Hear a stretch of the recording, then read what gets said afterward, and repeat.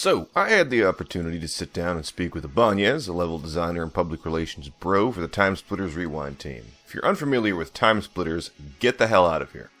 I'm kidding, but it was an FPS series of 3 games released for the PlayStation 2, GameCube, and original Big Boy Xbox. The game was originally developed by Free Radical, assets eventually picked up by Crytek, of all people. TimeSplitters was released in 3 games, the last being titled Feature Perfect, and while there were originally plans to make a 4th game in the series, those plans were never realized, the studio went under, we sadly saw no number 4. It was the first shooter to include a well-done map maker, where you could take assets from the game to design your own cracked-out levels with your own designs, lighting, props, weapon locations, and music. A retro shooter in the sense that you couldn't jump, but in all honesty, you really didn't need it. It never took itself too seriously and was all about referential humor, making fun of some pop culture, history, and sometimes even itself. Think of it like the Saints Row of the FPS genre without the overplay of dick jokes or a giant dildo bat. When I heard that there was a group of people coming together to make this game, I started sweating and breathing heavy, like a really fat guy thinking about the buffet table at a restaurant. Over the last month or so, Ibanez and I had been trying to meet up, either my schedule not allowing it or his, and after a little difficulty and me not being around as much as I used to be, we finally got together. And what I found was a rarity, a developer that wasn't a self-centered asshole. I've met a handful of devs and publishers, and most times I've found they're really high on themselves, their work, and their image. Ibanez is a down-to-earth guy who just wants to show his love for TimeSplitters by making a new one with some other guys and gals. What follows are some segments from the interview in the description of the video where the original interview questions I'd sent him, and the audio is mostly just a casual chat about the game, the development, a few other random things we felt like talking about at the time. I am Jack Wolf, and this is TimeSplitters Rewind Exposed.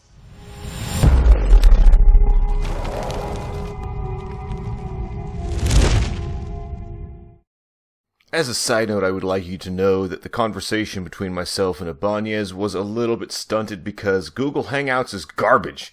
The audio codecs for Google Hangouts really needs to be polished up a little bit. I have changed and modified the audio quality some, and gotten rid of some of the parts where either my voice is messed up or his voice is messed up. Anyway, here is the interview with Ibanez. So, TimeSplitters. That's crazy. Yep. I'm so stoked. As I'm sure you can probably imagine. Oh, yeah, without a question. I mean, it's things have been feeling pretty promising as of late, and there's of course plenty of hurdles along the way, but always I'm pretty happy whenever we kind of get over those. I mean, it's just the biggest one has been just not having a ton of people around to be able to get a lot churned out anyway. It's like, well, that's how it goes. Just kind of have to play a bit of the waiting game on it a little bit. I mean, it's not too bad, but we're always making kind of some progress. It's just that some weeks are slower than others. Some are, then there were a few weeks where I'm pretty much I'm back home and I'm at it for possibly 8 hours for the I've had quite a few late nights working on it, so I've even had quite a few nights where it turned into mornings anyway. So yeah. I've had the courtesy of going to PAX with a couple of developers for BoomZap. Here in not here in San Antonio, but in San Antonio, Texas, where I currently live, and just some of the things that I've heard developers had to go through for making some games. Like there was Supermassive. That was the name of the development company. They had 4 people that were there for 48 hours on end trying to get the final polish put on their game before release. I could not imagine working on the same task for 48 hours straight. That would drive me insane. Right. Yeah. It's one of the, I don't mind, going for, like a really long shift, but you do have to, you definitely have to take a bit of a break. You can't be there all in one anyway, just doing that whole thing. Yeah, you have to step away for a little bit, I'm sure, for, something like that. But yeah, just the week-long crunch anyways, plenty good for me. I know that there have been, Bungie's probably the most infamous for like a year-long crunch essentially with Halo 2. That had to be insane. I think that when some people saw that they were pretty much doing the same thing with Destiny, that's when they decided they didn't want to get involved with that again. And went and did the other things anyway. So anyway, but yeah, that's a whole other thing. So, do you had anything in mind for I guess whatever we're kind of up to lately?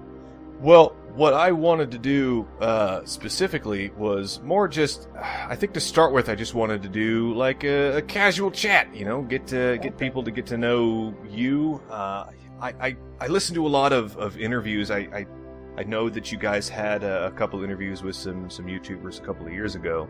Yeah. And I noticed that it was very, it was very professional. It was very, I don't want to say cookie cutter because that seems a little rude, but where I'm coming from is I want people to get to know and understand the people behind the game, like sitting and listening to like Metal Gear Solid, for example, playing Metal Gear Solid and listening to the soundtrack for that. There was an interview I saw with Harry Gregson Williams where it was just kind of a casual little one-on-one chat with him and the person doing the interview, and it was very, I don't want to say it was very personal, but it seemed a little bit more like, now playing Metal Gear and I hear that music, I'm like, oh, that, he's a good guy. He's got a decent head on his shoulders. He's really down to earth. He's really modest, and being able to have that kind of connection with people who are releasing a product that you're probably going to spend hours and hours and hours playing. And I know, myself and at least 24 other people that are going to be playing Rewind when it comes out, like it's a bad habit, but that's cool. Yeah. And I think I'm more interested in getting your side of things, like what, like the questions I'm sure you read, you probably noticed that it was, I don't want to say casual. I mean, it of course it asked for some specific information, but for the most part, I try not to be, suit and tie, sitting down behind a desk with a cup of coffee, just spitting questions off of a piece of paper, because that just doesn't do it for me. When I'm listening to an interview, I want to know the person that's being interviewed. Well, at least as much as they want to be known. Yeah, and I guess that's always going to be the thing. Like, I'm not going to get my social security number, am I? No. Oh, no. Yeah. But anyway, yeah, I totally totally understand you there. I know that for a lot of the things that I write on, through our website and our Facebook page, that it's, I do tend to write things very, and with a bit of a PR mind, so to speak. Mm-hmm. There's only so much that I could really say right now, and it's been really digging at me that I wrote into, talk pretty much about most things, but it'll come with time. There will be a day, and hopefully soon, where and that day will be when we show the gameplay, when we finally show it, everything it's in its glory, so to speak, and we'll be talking about kind of our whole development process, and what we've shown so far is probably kind of maybe a third of what we have available, I guess. And I would probably say that because of all the characters, especially the characters Alfred and Bianca have really put in a lot of work into the character side of things, and they've really been very particular. He's been pretty careful about showing everything, because he feels like he can put in just a little bit more, a little more detail into, a couple characters. And I know that like for example, Viola, he feels like he's been considering designing her. She looks great, but he feels like he could do an even better job with her nowadays. But I say, hey, keep creating other characters, and then if you really feel the need to do it, then go ahead. But I would say, just keep on. She looks plenty fine, as is right now. So that's go from there anyway. And then when it comes to weapons, I would probably say that that is something that Joseph Helene, he's been pretty busy with work at his regular work, but he's also been doing an awesome job with some of the weapons that he's had, just showing the tactical 12th gauge and the heat seeker. I think that he certainly understands the process behind designing both that in first person and third person. I have been trying to lend a helping hand, with creating a double barrel shotgun. I think that I have a good understanding of the first person model. But the third person, with lower polygon counts, I still need to kind of consult with him to make sure that I don't deform things, and keep in mind with making sure that the animators can work with the shotgun too. So there's some of those nuances that you still have to kind of iron out, or we can show things like that. So, but at the very least, we do have that tactical 12 gauge, so we could definitely show like, hey, this will definitely represent the line of shotguns, So are you programming or developing more towards a single player experience? Are you guys focusing on a multiplayer experience? I know, at least in my experience, I played more hours in multiplayer, of course, than I did single player. But how's the balance of that working out? So Sean, really looking forward to getting into developing this the story missions and whatnot, and like even myself, I do look forward to being able to design some challenges for streets. I mean, you have the badass bus pass and pass challenge that you're a badass cyborg and you go from one side of the streets to the other, killing a bunch of baddies and gaining the spare brain and trying to get back to the base anyway to complete the challenge. So I mean, there's I do look forward to getting to there, but of course I have a ton of environment assets that I need to create first. So, it's one of those things that will get there. Ultimately, there's always going to be things that I'm going to be returning to streets for. So it'll be pretty interesting. Well, I mean, once I'm done with the environments stuff for streets, I'll pretty much done with it unless I feel that I could, unless I'm, working on, the environment art and it just so happens that it, is replaced and is slightly different. Though that really shouldn't be the case. Once I'm done with, I'd say that once I've been done with the geometry, I've been done with it. So I really, when it comes to any sort of little props, I really haven't had the need to go back and redo it anyway. But you never know. Sometimes you think that you could create something a little bit better, and so I do. I think that's mainly been with Planet X so far. just some of the rocks that I've been some of the like rock structure that I've done. Sometimes I go in and just kind of fine tune it, so to speak, just doing some little differences in sculpting and whatnot. Yeah, I can see that. Having a building is a square object, or a car, you kind of know what a car looks like. But a rock, I mean,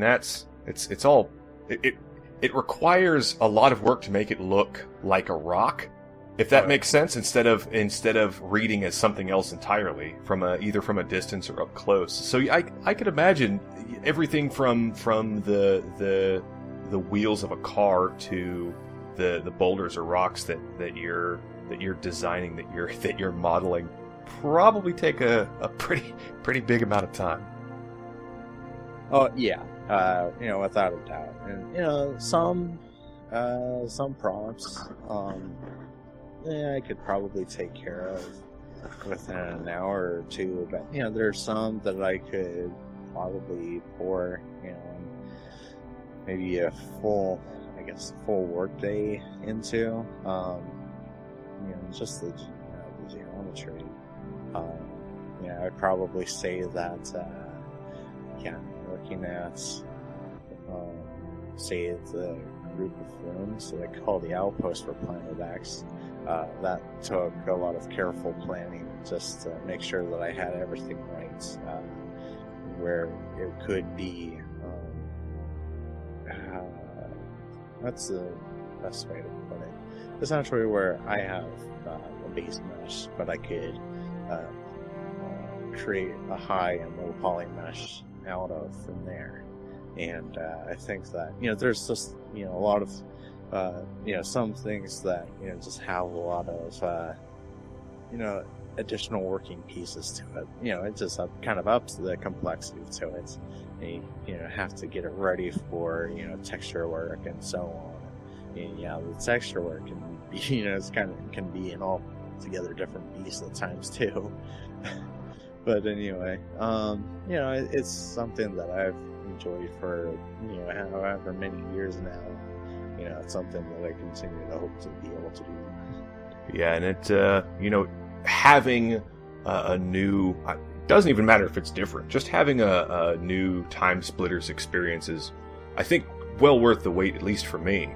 I know in the questions that I sent you in that document, I'd asked how many people you had working on the project, and at the moment you said you had 18. And if it's all right with you, I'd like to post the link for the jobs board on the underside of the YouTube's video so that people can go and check it out. But what type of people are you currently looking for to assist you with the TimeSplitters? Yeah, well, I think the biggest need is on the coding side of things. We do need people that have had quite a few years of experience with C++ right now.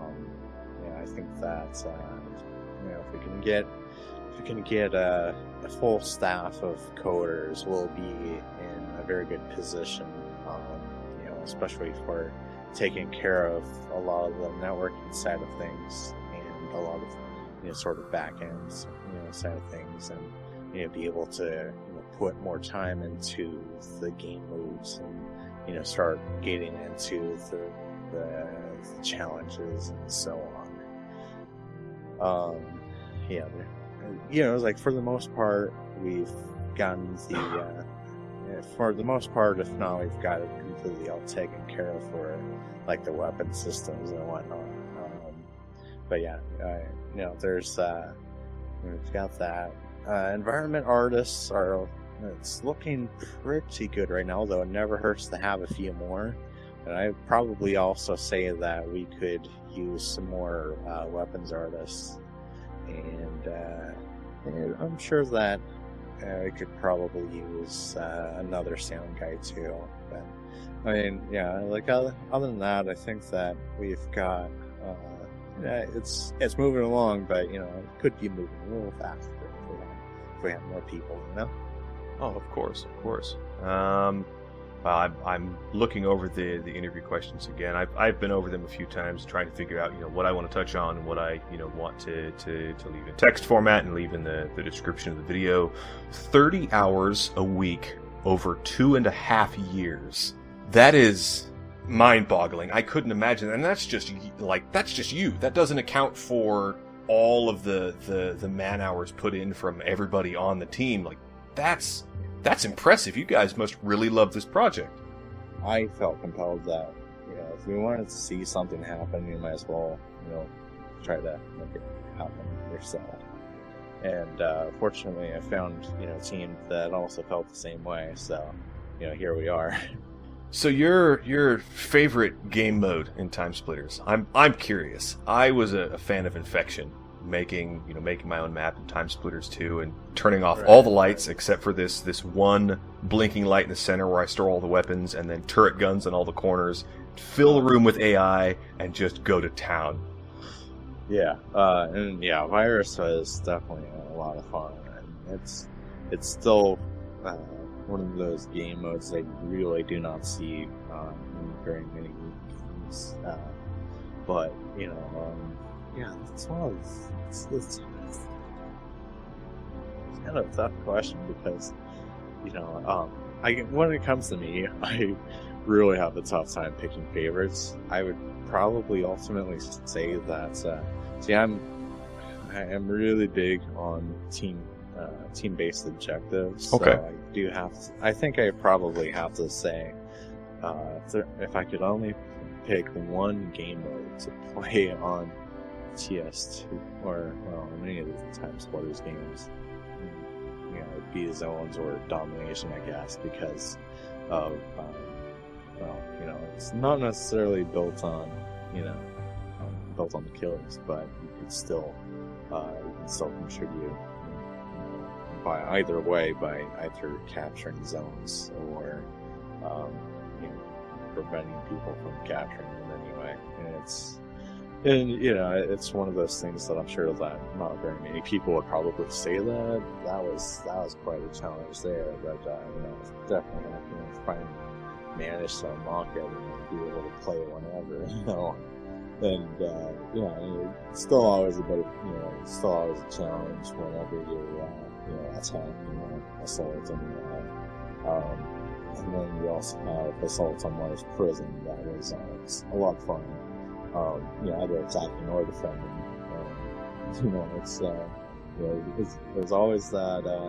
Getting to that first wall, that was pretty tricky. But and then once you from there get into the data packs and downloading the data and all sorts of stuff. That's always pretty tricky to ultimately succeed at. It's like all we need is time and people, right? But when it comes to gameplay, that's where we really have to pay attention to the detail. So it sounds like a really, really cool, true to heart remake of TimeSplitters. The multiplayer for me always felt like an amazing arena shooter in the same vein as Quake or Unreal Tournament, except it was a little more fast paced, and I like the feeling of TimeSplitters more because it didn't take itself too seriously, if that makes sense. Right. Yeah. And the way you're describing it, I'm like, this just keeps sounding better and better. So I'm all about it, man. Yeah. Well, I'm always glad to be able to kind of assuage that sort of thing. It's the thing with, whenever you look at a property and someone else is getting, kind of getting their hands on it, how will that ultimately pan out? There's probably ultimately going to be some alterations, but it's like it's one of those things where I guess what's a good comparison? I guess J.J. Abrams, taking over for The Force Awakens, and it's like. You look at it, it's like, this is certainly a Star Wars movie. Are there some of his sort of trademarks? Yeah, there's quite a few. Some of the things that. You said Han Solo's son? Yeah. Kylo Ren? Yeah, there you go, Kylo. So yeah, ultimately, yeah, it's Kylo with.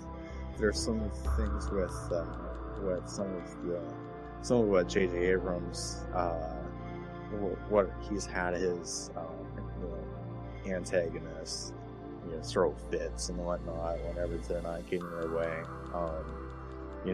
They're just one of those things. There weren't too many lens flares in The Force Awakens, I think. That is a J.J. Abrams trademark, isn't it? Yeah, and it was one of the funny things that I was playing through a lot of Planet X again because it had been quite a while since I had played through it, and when I was starting to work on Planet X, I was noticing, oh wow, it's a game made in 2000 and it has a bunch of lens flares in it. This would be perfect. It's like, man, this is going to be the J.J. Abrams map here. But anyway, it's one of those things that we're going to,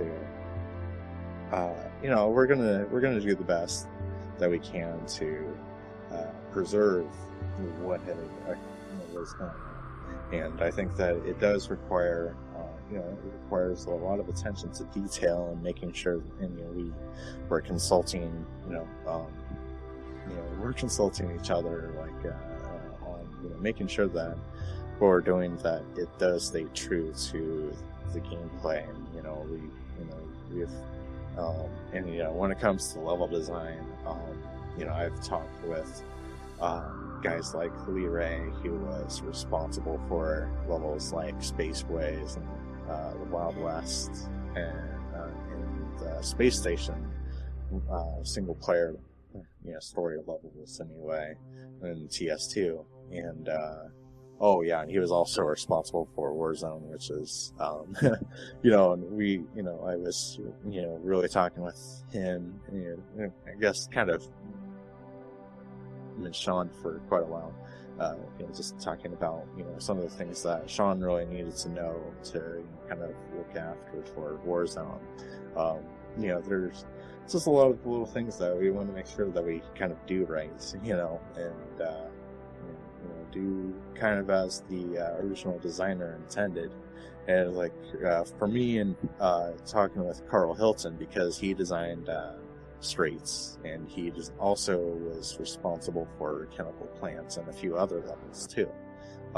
He actually went to school as an architect, and so there's a lot of the urban design that he was responsible for. And I was talking with him, and some people had been talking about how Straits was kind of a rundown place, and it probably helped that I worked at a place in in a city nearby that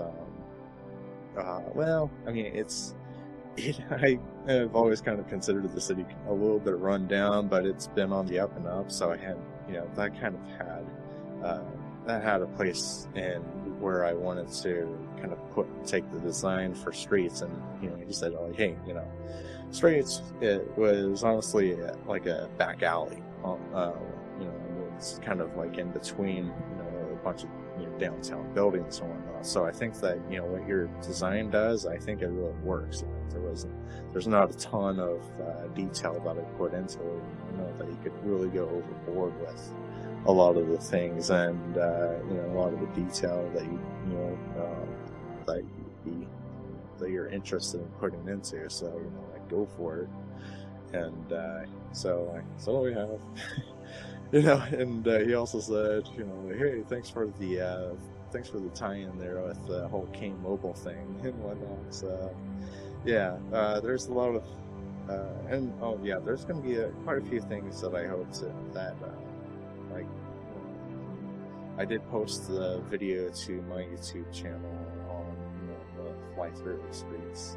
And I saw that, and based on that level, and based on some of the assets I've seen on the site and a couple of YouTube videos, you guys are doing a really good job at one, respecting the integrity of TimeSplitters, right? Like it looks like a TimeSplitters game, and from what you're telling me, it feels the same way with the lack of jumping and a couple of the other things that you've mentioned, and I can imagine it being difficult. You guys having to stay true to TimeSplitters, so you've got to reference that material every once in a while, and then you have to reference talk to each other and make sure that you're all on the same page. Where you guys are using the same art style instead of somebody making somebody making badass cyborg look like a TimeSplitters badass cyborg, and then loading him up with a shotgun that looks like a something you'd see in Call of Duty or Battlefield, right? Like something that looks super hyper realistic, and those two would clash. So I could see that being a bit of an issue for you guys. But just again, like I said, based on what I'm seeing here, you guys are putting it together very nicely. Thanks. Yeah, definitely appreciate it. Always good to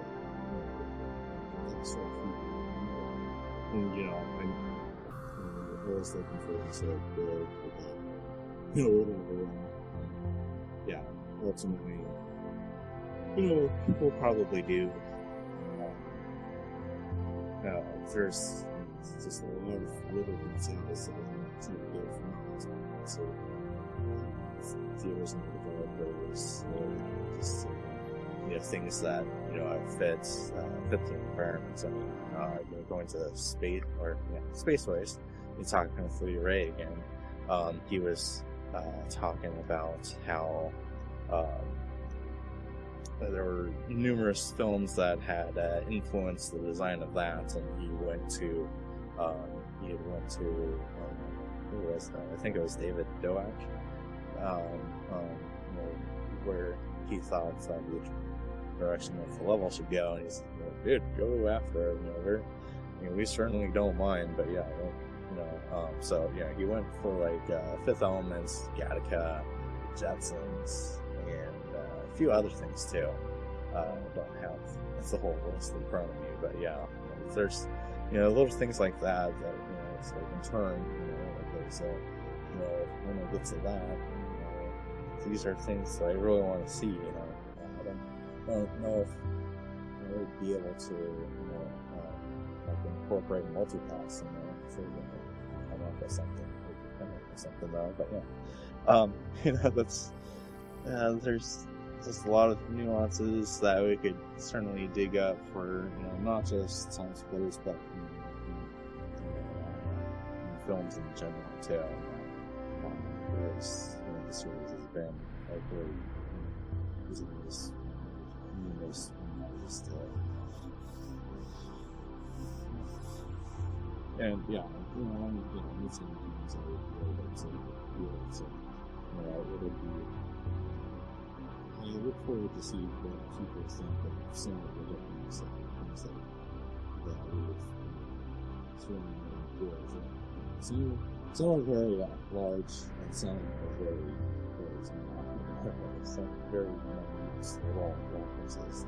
Oh, what does this say? Oh, how about that? That's kind of fun. So are you guys looking at doing online multiplayer for Rewind, or are you thinking about like local, well, I guess it would be local area network, something that systems that are networked together playing together, or how are you guys handling the multiplayer functions, if you're allowed to discuss that? It's yes. It's all of the above. Awesome. LAN, local, with split screen, and online. Nice. That's the goal. Ooh, controller support. Yes. Haha. Booyah. Yeah. That's also a must. That's pretty much a must. Yeah, I don't think TimeSplitters would feel right on keyboard and mouse. You almost need a controller in your hand for that. Yeah. I totally agree. I mean, it does really. Myself, but yeah, controller support is pretty much mandatory with the project, honestly. So, rest assured, yeah, you'll definitely be able to play with any controller. Any controller that you could get plugged into a PC, it works on the PC, it'll definitely work on the TimeSplitters. I can't say that if you plug in the PS4 touchpad right now, it would the swipe functions with it. But yeah, it's something that I could try to look into.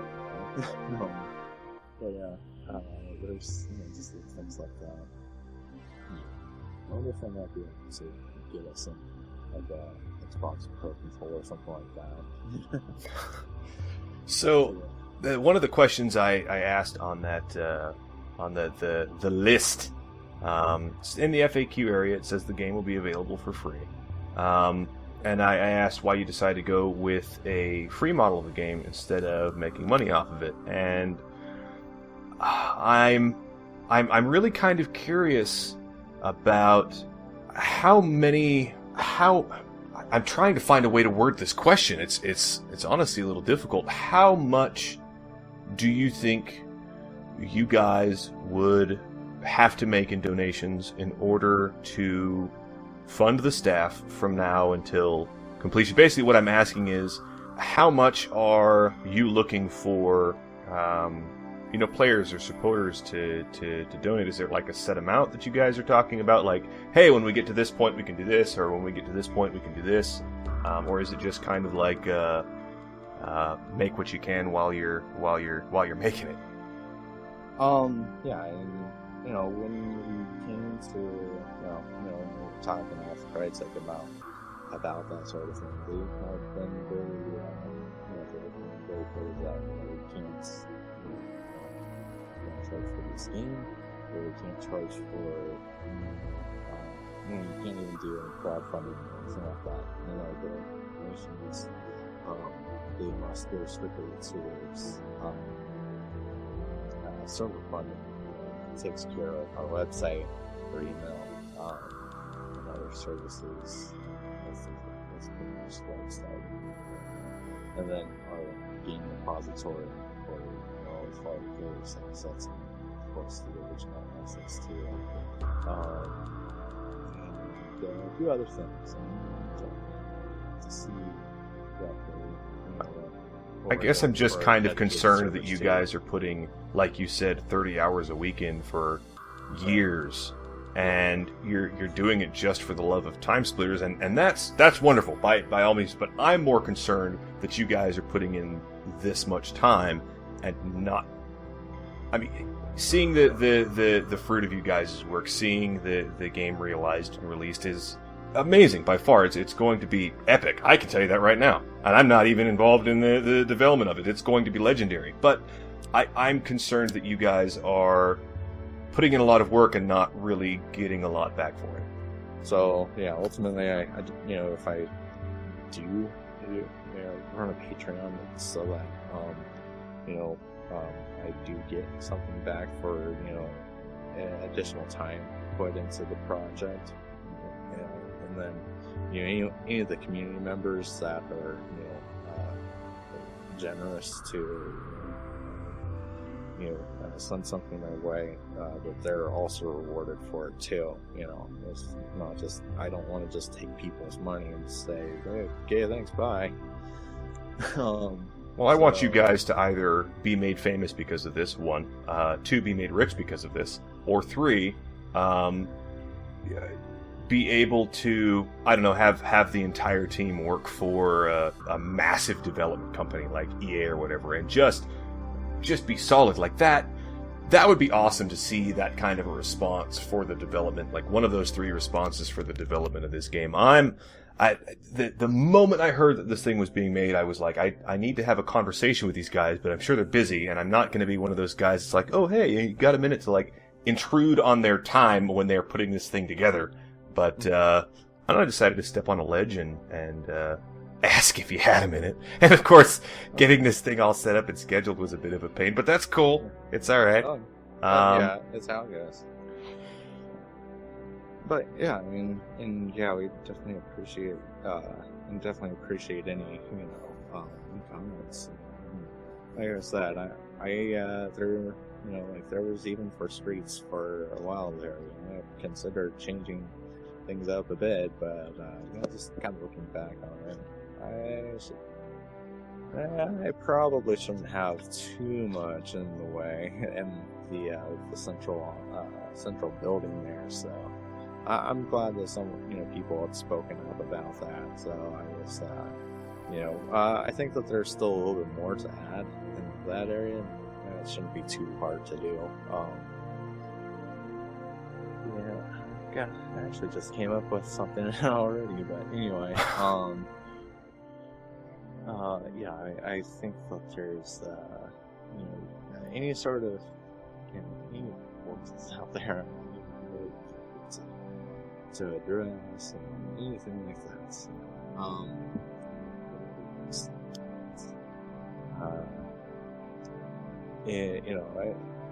when the time comes, when we finally show off the gameplay trailer, I think that I'm going to be putting in a lot of time just trying to get the word out there, posting a lot on Facebook and on Twitter and other sort of social media, and trying to get pretty much everything that we have created out there so far, because I think that it's been needed, and I think that we'll try to talk with a few industry people too, just to kind of get there, just to see what they might have in store, might be able to help us out with. So you never know. And there's a lot of things financially that we'll have to figure out, because especially if we want to get it out on consoles, there's no question that ultimately we're going to run into a point in time where we'll probably have to look into licensing and licensing fees more specifically, and we'll have to figure out a way around that, and hopefully we won't run into too much of an issue there, but you never know. So we just kind of have to be prepared for it anyway. Yep. Just not only that, but also the any sort of legal stuff that might possibly run. We're doing everything within Crytek's without stepping on your toes, but you never know with licensing. You just have to be careful about that sort of stuff. So, like I said, always be prepared. And the rest will follow, I guess. Yeah. Well, what else did you want to know? Well, I'm looking over. Like I said, I'm just looking over these questions now. And really, like I said, I want to put some of these in text form, underneath the video, and of course have the audio here put up. So I guess Crytek's been pretty supportive about you guys putting together Rewind. Yeah, I mean, they haven't given us any cease and desist, so that's a positive, I would say. No news is good news. Yeah, exactly.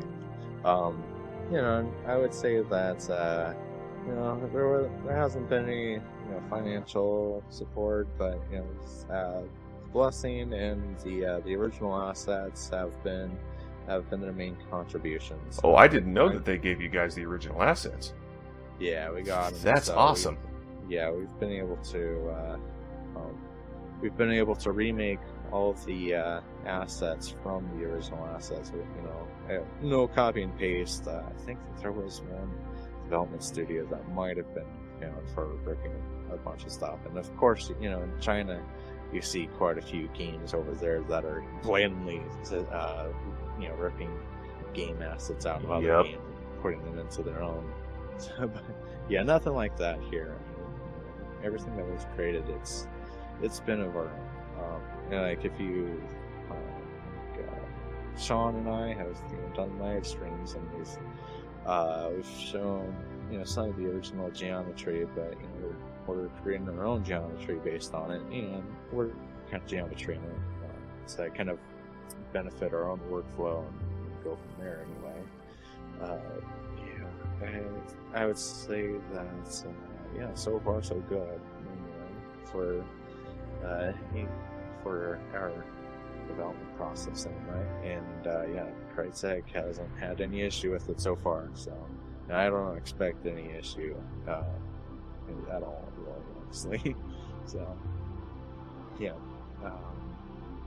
Yeah, like, you never know. I mean, there have been some, I've seen some cease and desist on some projects. I mean, wasn't there, well, I guess the latest casualty was Capcom and Resident Evil 2 remake. So I think that Capcom had ultimately hired that team to help them, do their official remake anyway. So that is pretty cool to see, and we'll see we'll see what happens with us.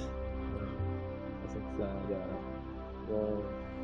ultimately I'm going to keep doing it as much as I can to see our thing become, or see our game into people's hands. And it'll be a while still, but I think that we're getting closer to our our big triple.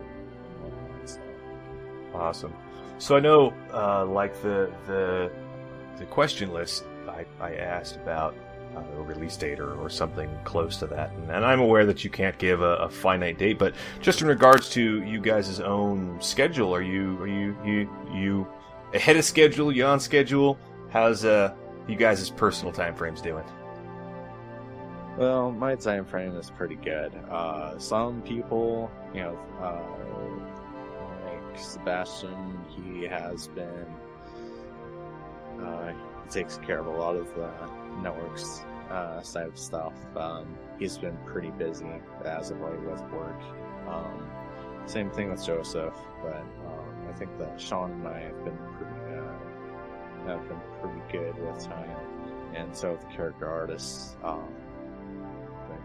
I think, and one of our coders too, Josh, is pretty good with time too. So we've been able to put in quite a bit of progress over the past 2 months with them, and I think that there's, so I'd say probably about half of the team is pretty good on time right now, and then probably the other half a little bit limited to quite limited on time anyway.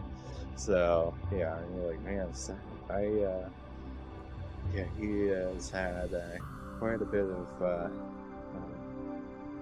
work to take care of, and I think he mentioned that he has probably another year of this to go through. So man, I really I feel for him there, So what is your exact or specific title for the development team, good sir?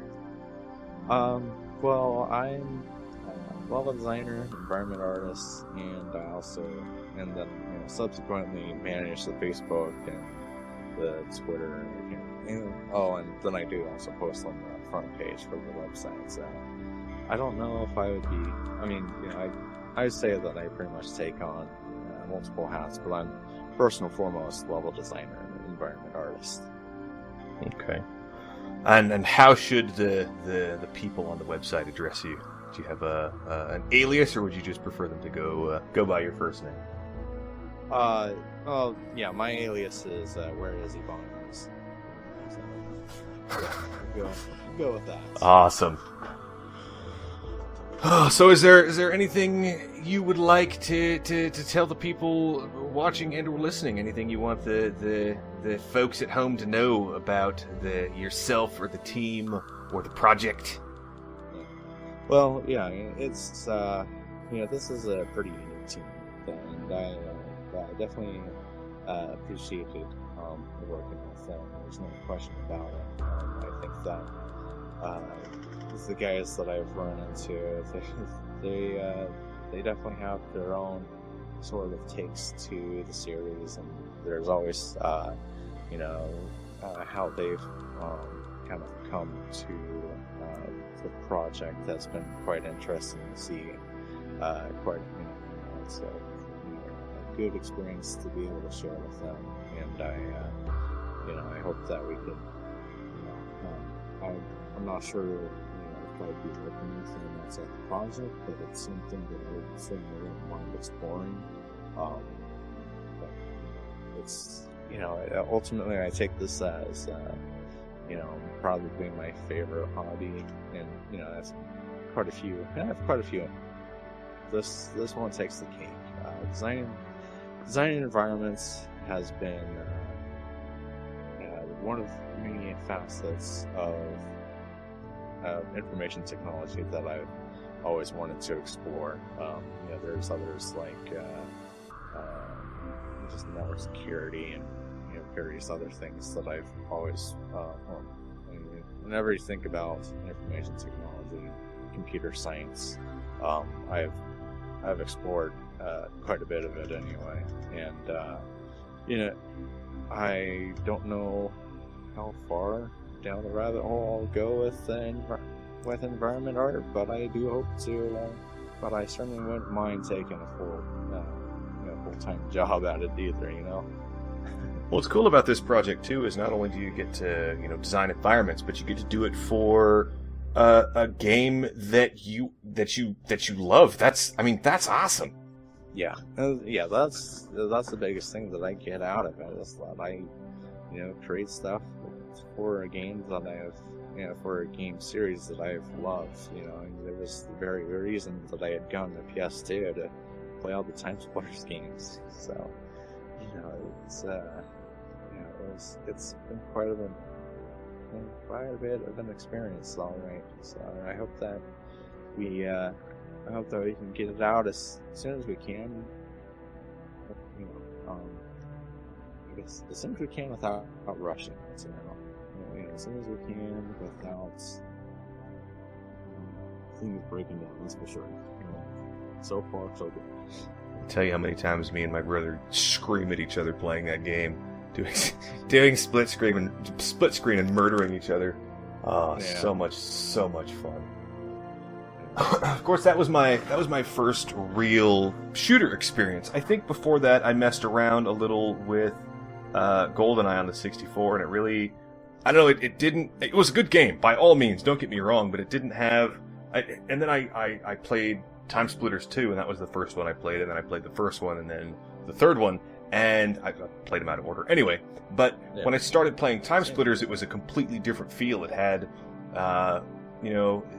GoldenEye was very, very close quarters, very in your face, kind of tactical, and TimeSplitters felt like it had multiple different genres, I guess. Like you had a Wild West feel in one area, and like a super sci-fi, and then like an old medieval, and a whole bunch of other stuff all crammed into one game. So if you wanted to run around with laser guns in a castle, you could run around with friggin' laser guns in a castle. Yeah, I totally agree. Yeah, that's certainly one of the most unique attributes to it, is just how much freedom you ultimately have with the games. And just looking, just having Planet X for me, being able to use the sci-fi auto rifle against the plasma auto rifle, and not to mention the other sci-fi variant battle weapons. That's going to be such an awesome experience, because you can practically go aliens versus Starship Troopers. Yep. Well, just thinking about that the first time really blew my mind. So I know your favorite character was R109, but favorite weapon? I have to ask. I think that I do have to go with the plasma auto rifle. It's kind of a staple for me. I've always enjoyed the sci-fi environments. I've always enjoyed the sci-fi themes. I've actually been slowly reading through a book called Old Venus. It's a compilation of short stories edited by George R. R. Martin, and it just explores the theme of a version of Venus that sadly isn't true. Where you have these biodomes, and you have fascinating humanoid creatures, and you have thick, dense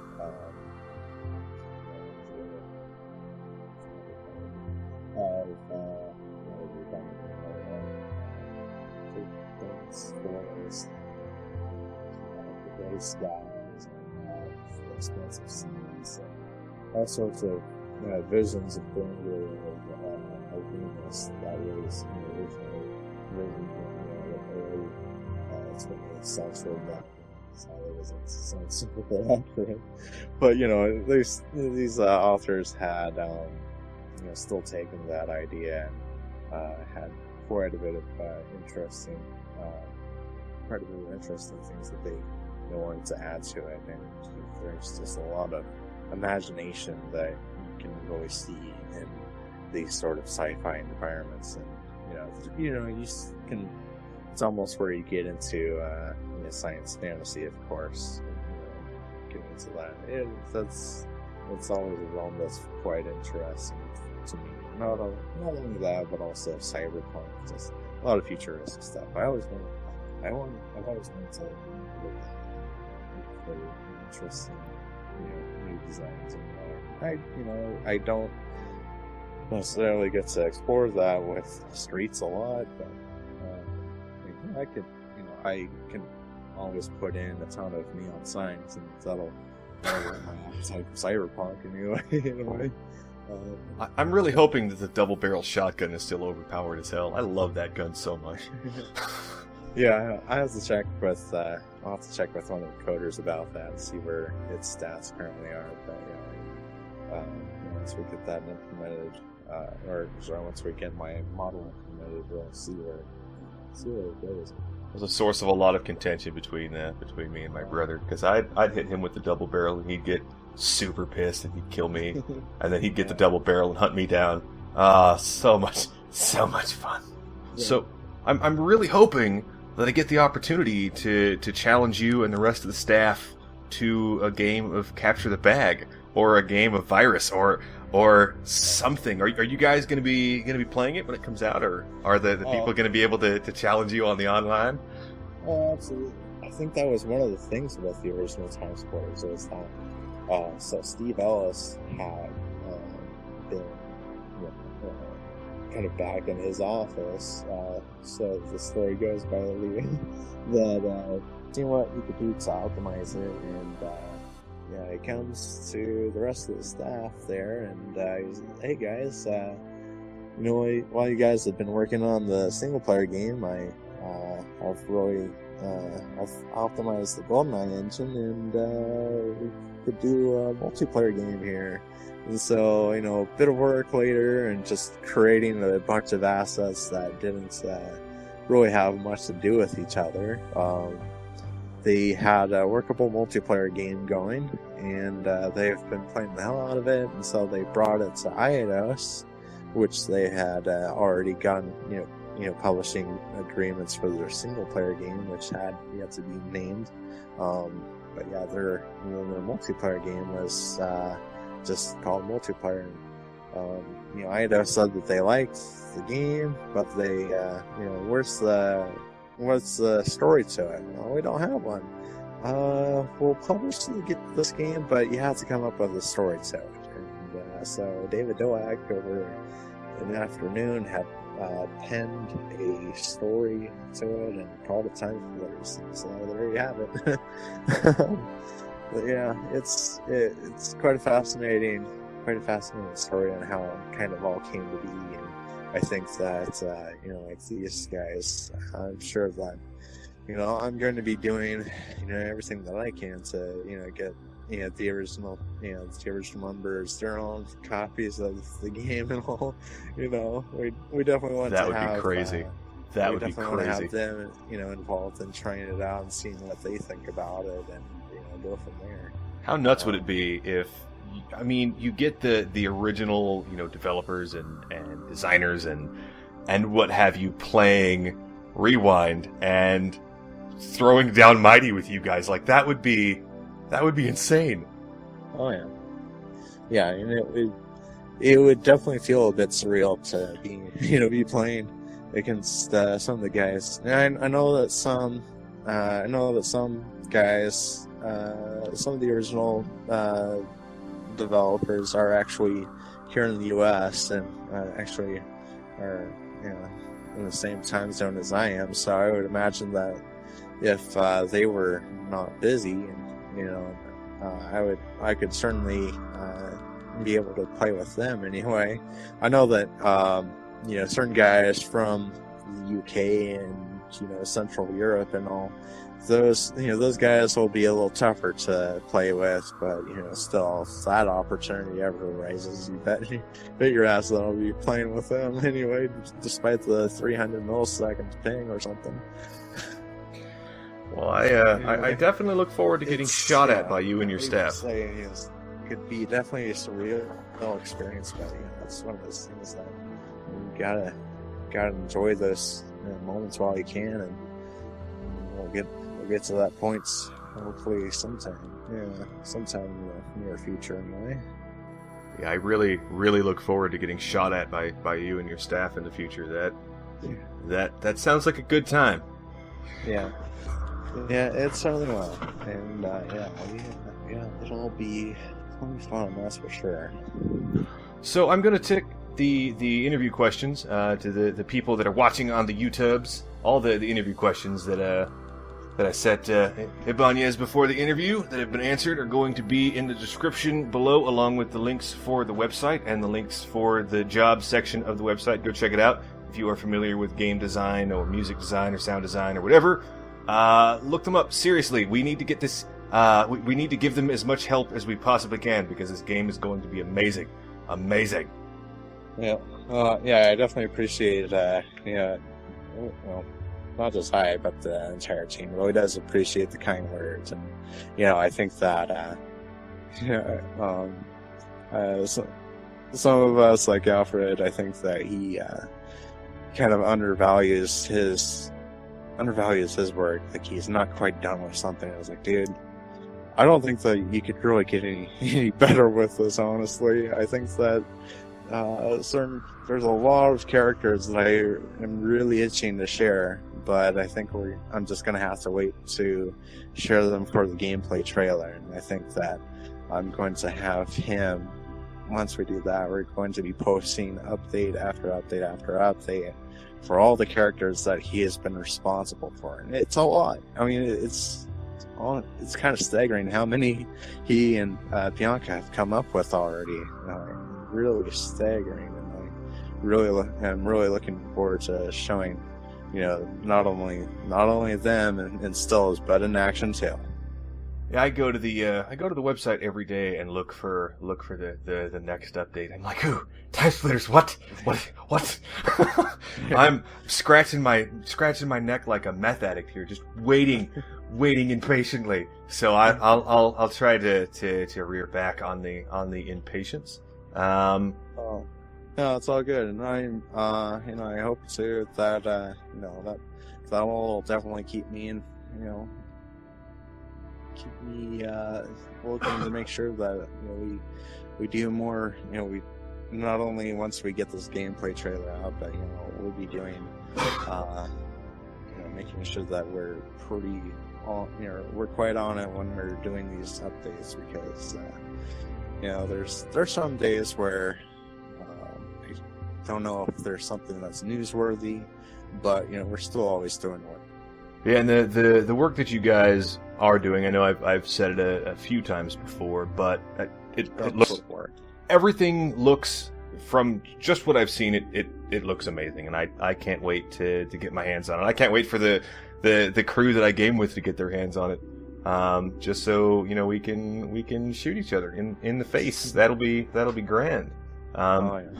Seriously, man, thank you for your time. I know you didn't have to take the time out of your schedule to talk to myself, but I do certainly appreciate it, and I look forward to seeing what comes next. Yeah, I'm more than happy to talk. Just hit me up whenever you have a bunch of other questions that you'd like to bring up, and I'll be more than happy to talk about them. Sounds good, man. All right. Well, you have an excellent evening, and I hope to talk to you sometime down the road. You too, brother.